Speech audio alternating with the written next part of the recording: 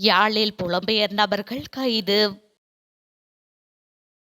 மோடியின் வெற்றியால் இந்தியாவிற்கு அடிமையாகும் இலங்கை, விடுக்கப்பட்ட எச்சரிக்கை. வடக்கு மாகாண மக்களுக்கு புலம்பெயர் உறவுகளால் உதவ முடியும், ஐநா சுட்டிக்காட்டு.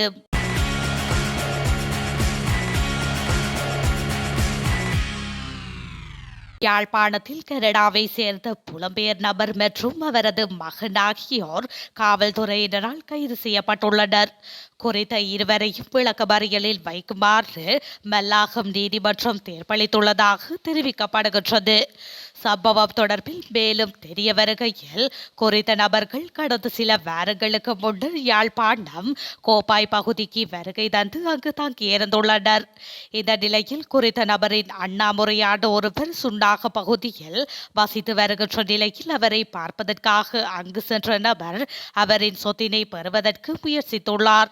இந்த நிலையில் சுன்னாகத்தை சேர்ந்த அண்ணா முறையான நபரின் மகளின் கணவனுக்கும் கனடாவை சேர்ந்தவருக்கும் இடையே தகராறு ஏற்பட்டுள்ளது. இதனைத் தொடர்ந்து இருதரப்பினரும் சுன்னாகம் காவல் நிலையத்தில் முறைப்பாடு பதிவு செய்துள்ளனர்.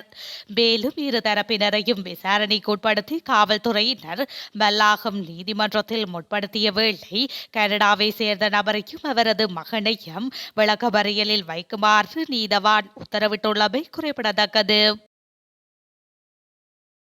புலம்பெயர் உறவுகளால் வடக்கு மாகாண மக்களின் பொருளாதார முன்னேற்றத்திற்கு உதவ முடியும் என ஐக்கிய நாடுகளின் இலங்கைக்கான வதிவிட ஒருங்கிணைப்பாளர் மார்க் என்ட்ரோ பிரெஞ்ச் தெரிவித்துள்ளார். ஐக்கிய நாடுகளின் இலங்கைக்கான வதிவிட ஒருங்கிணைப்பாளர் மார்க் என்ட்ரோ பிரெஞ்ச் உள்ளிட்ட குழுவினர் வடக்கு மாகாண ஆளுநர் PSM சார்ஸை சந்தித்து கலந்துரையாடிய போது மேற்கண்டவாறு குறிப்பிட்டுள்ளனர். வடக்கில் காணப்படும் இயற்கை சக்தி வளங்களை பயன்படுத்தி பாரிய திட்டங்களை மேற்கொள்ளும் போது பிரதேச மக்களின் நலன்கள் குறித்தும் ஆய்வுகள் மேற்கொள்ள வேண்டும்.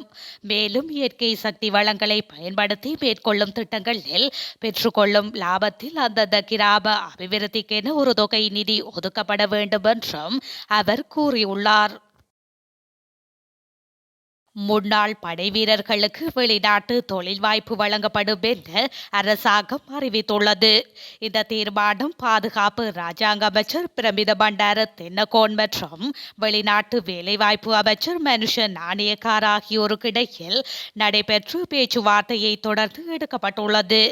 முன்னாள் படை வீரர்கள் மற்றும் யுத்த வீரர்களின் குடும்ப உறுப்பினர்களுக்கு வெளிநாட்டு தொழில் வாய்ப்புகளை வழங்க வெளிநாட்டு வேலைவாய்ப்பு பணியகம் விருப்பம் தெரிவித்துள்ளதாக பாதுகாப்பு அமைச்சு குறிப்பிட்டுள்ளது.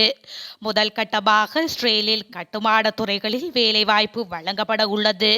67 பேர் இந்த தொழில் வாய்ப்புகளுக்காக அனுப்பி வைக்கப்பட உள்ளனர். ஓய்வு பெற்றுக்கொண்டு 44 வயதிற்கும் குறைத்து படையினருக்கு பயிற்சி வழங்கி பரீட்சை நடாத்தி வெளிநாட்டு வேலைவாய்ப்பு வழங்கப்பட உள்ளதாக அறிவிக்கப்பட்டுள்ளது.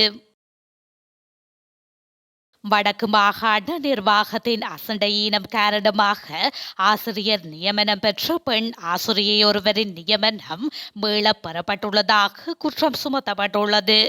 கடந்த மாதம் யாழ்ப்பாணத்திற்கு விஜயம் மேற்கொண்டிருந்த ஜனாதிபதி ரணில் விக்ரமசிங்கவினால் வடக்கில் ஆசிரியர் சேவைக்கு இணைத்துக் கொள்ளப்பட்டவர்களுக்கான நியமன கடிதங்கள் வழங்கி வைக்கப்பட்டுள்ளன. இதன்போது ஆசிரியை ஒருவருக்கு வழங்கப்பட்ட நியமனம் மீளப் பெறப்பட்ட சம்பவம் வடக்கு மாகாணத்தில் இடம்பெற்றுள்ளது. அண்மையில் வடக்கு மாகாணத்தை சேர்ந்த சுமார் 400க்கும் மேற்பட்ட பட்டதாரிகளை ஆசிரியர் நியமனத்துக்கு உள்வாங்குவதற்கான நேர்முக தேர்வு இடம்பெற்றது. இதனைத் தொடர்ந்து புள்ளிகள் வெளியிடப்படாமல் நியமனத்துக்கு உள்வாங்கப்பட்டவர்களின் பெயர் விவரங்கள் வடக்கு மாகாண கல்வி அமைச்சினால் வெளியிடப்பட்டது. இதற்கமைய வெளியிடப்பட்ட பெயர் பட்டியலில் கிளிநொச்சி மாவட்டத்தை சேர்ந்த பெண் பட்டதாரி ஒருவரும் ஆசிரியர் நியமனத்திற்கு உள்வாங்கப்பட்டார். இதன்போது நியமனம் கிடைத்த ஆசிரியை ஒருவரின் நியமனம் தவறானது என தெரிவித்து அவரது நியமனம் வடமாகாண கல்வி அமைச்சின் செயலாளரினால் மீளப் பெறப்பட்டுள்ளது. பட்டதாரிகளை ஆசிரியர்களாக இணைத்துக் கொள்ளும் நேர்முக தேர்வு கிழக்கு மாகாணத்திலும் இடம்பெற்ற நிலையில் நியமன கடிதங்கள் வழங்குவதற்கு முன்னரே அவர்கள் பெற்ற புள்ளிகள் மாகாண பொது சபை ஆணை குழுவினால் வெளியிடப்பட்ட நிலையில் வடக்கு மாகாணத்தில் மட்டும் வெளியிடப்படாமை குறிப்பிடத்தக்கது.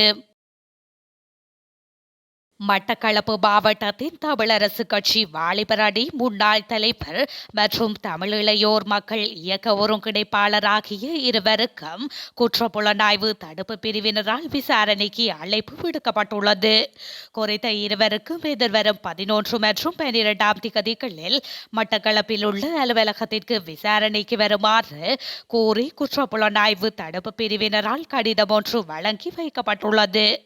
அதேவேளை தமிழ் இளையோர் மக்கள் இயக்க ஒருங்கிணைப்பாளரும் மனித உரிமை செயற்பாட்டாளருமான கொக்கட்டிச்சோலையை சேர்ந்த ஜீவரத்னம் தவேஸ்வரனையும் எதிர்வரும் 11ஆம் 12ஆம் திகதிகளில் விசாரணைக்காக அழைப்பு விடுக்கப்பட்டுள்ளது.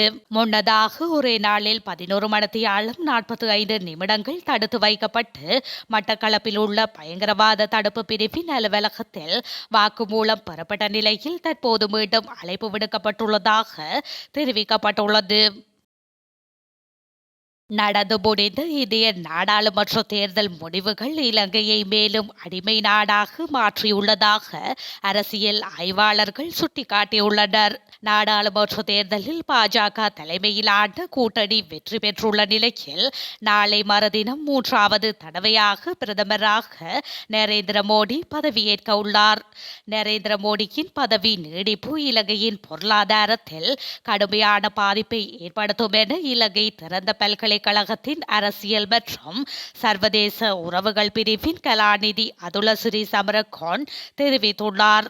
அத்தோடு சமகாலத்தில் இலங்கை மீது இந்தியா செலுத்தும் அழுத்தம் மேலும் அதிகரிக்கும் என அவர் சுட்டிக்காட்டியுள்ளார். இந்த நிலையில் இது தொடர்பாக அவர் மேலும் தெரிவிக்கையில், பிரதமர் மோடியின் கட்டுப்பாட்டுக்குள் அதிபர் ரணில் விக்ரமசிங்க இதுவரை இணைந்து செயற்பட்டுள்ளதுடன் இந்த காலப்பகுதியில் இலங்கையின் பொருளாதாரம் இந்தியாவின் ஆதிக்கத்திற்குள் சிக்கியுள்ளது. அத்தோடு இலங்கையின் முதலீட்டு வலையமைப்புகள் பல இந்தியாவுக்கு வழங்கப்பட்டுள்ளதோடு திருகோணமலை எண்ணெய் குதம் உட்பட பல்வேறு முதலீடுகள் இந்தியாவின் கைகளில் உள்ளதோடு இந்த நிலைமையே எதிர்காலத்திலும் தொடரும். இதன் அடிப்படையில் இது பொருளாதார ரீதியில் இலங்கையில் மிகப்பெரிய தாக்கத்தை ஏற்படுத்தும் என அவர் மேலும் தெரிவித்துள்ளார். மத்திய காசாவில் உள்ள ஐநா சபையின் பாடசாலையின் மீது இஸ்ரேல் மேற்கொண்ட தாக்குதலில் ஏறத்தாழ 30 பேர் கொல்லப்பட்டுள்ளதாக வெளிநாட்டு ஊடகங்கள் செய்தி வெளியிட்டுள்ளன. குறித்த தாக்குதலை இஸ்ரேல் இன்று அதிகாலை 100க்கும் மேற்பட்ட இடம்பெயர்ந்தவர்கள் தஞ்சமடைந்திருந்து ஐநா பாடசாலை மீது மேற்கொண்டுள்ளது. நுசைரட் அகதி முகாமில் உள்ள குறித்த பாடசாலையின் மேல்தளத்தில் காணப்பட்ட 2 வகுப்பறைகள் மீது இஸ்ரேலிய விமானங்கள் ஏவுகணை தாக்குதலை மேற்கொண்டுள்ளன. இதன்போது பலர் காயமடைந்துள்ளதுடன் 27க்கும் மேற்பட்டோர் உயிரிழந்துள்ளதாக தெரிவிக்கப்பட்டுள்ளதுடன் ஹமாஸின் இராணுவ முகாம் அமைக்கப்பட்டிருந்த பகுதியை குறிவைத்து இந்த தாக்குதலை நடாத்தியதாக இஸ்ரேலிய இராணுவம் தெரிவித்துள்ளது. இருப்பினும் அந்த பகுதியில் ஹமாஸின் இராணுவ முகாம் இருந்ததாக தெரிவிக்கப்படுவதை ஹமாஸ் மறுத்துள்ளதுடன் இஸ்ரேலிய படையினர் இடம்பெயர்ந்த மக்களுக்கு எதிராக தாங்கள் மேற்கொள்ளும் ஈவிரக்கமற்ற போரை நியாயப்படுத்த கட்டுக்கதைகளை வெளியிடுகின்றனர் என ஹமாஸ் தெரிவித்துள்ளமை குறிப்பிடத்தக்கது.